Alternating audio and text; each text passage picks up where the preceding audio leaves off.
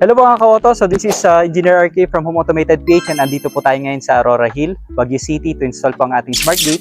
So sa ating likuran yan po yung lumang gate na papalitan po natin, ito ay brand new smart gate. So kasama po natin ang ating team to support, samahan niyo po kami sa progress. Hello mga ka-auto, so this is Engineer RK and nakita niyo po yung bahay sa ating likuran. Po, magandang bahay. Yan po yung papalitan natin, yung kanilang lumang gate into a brand new smart gate. So ongoing currently yung ating team to remove yung lumang gate. No? So ayan, and palitan po natin yan ng bago. And subaybayan niyo po kami dun sa ating progress. Target natin to complete within today yung full installation ng ating smart gate. And susunod doon is yung ating automation. So napakaganda nung panahon dito mga ka-auto ngayon. Yan, araw. Halos walang kaulap-ulap. Nakisama yung panahon. Yan, and hopefully ma-complete namin yung target natin. So, tara.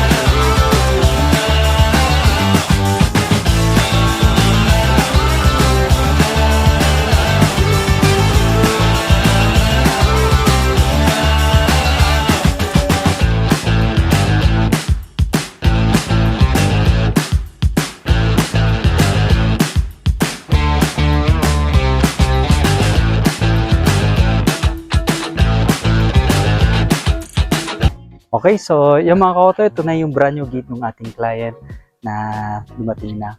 So, papansin nyo is balot na balot po siya, no? And meron tayong nilalagay na karton dun sa edge frame, no? Para ma-protect ito, medyo natanggal lang during yung ginubuhat. So, pero is nakabalot to na mabuti during transport. So, papansin nyo, meron din tayong transparent na wrap na nilalagay dito sa bandang gitna para ma-prevent din yung any potential scratches dun sa ating gate, no? Especially pag mayroong mga planks na ganito para well protected siya during delivery. Okay, so bubuksan na po natin siya on the behalf of our clients since on travel sila ngayon, and yeah, let's start.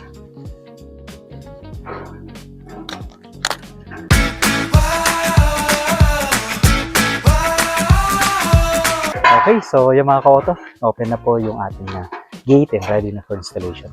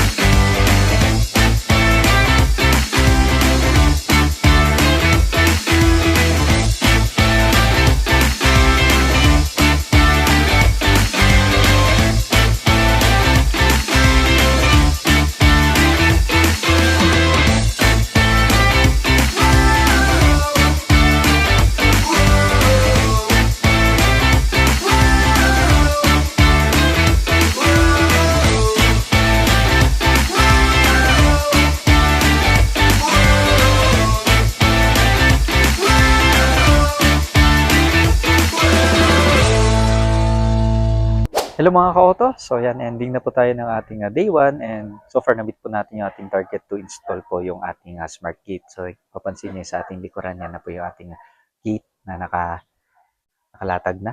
Yan, nag-assemble na. Ongoing calibration na lang yung ating team. And nakakailangan kasi pag sa smart gate, no, kailangan fully calibrated and aligned, no? Kasi very dependent yung ating gate motor dun sa alignment ng actual gate, no? So, kailangan ma-ensure natin na lapat siya. Okay, so it takes time to calibrate din. Okay. So, ayun, and buti nakisama rin yung panahon, no? Ayan, maghapon na maganda yung panahon, mga ka-auto. Yan, oh. Hanggang ngayon, wala pa rin ulap. So, ayun, napakalagking bagay sa ating uh, mga gate fabricators and gate assemblers na yung panahon din. And ayun, by tomorrow, focus naman tayo dun sa electrical wiring and conversion into a smart gate. So, ilalagay na rin po natin yung ating mga gate motors and subaybayan niyo po kami. So, thank you for tuning in. Again, this is Engineer RK from Home Automated PH. Empower your home. Goodbye for now.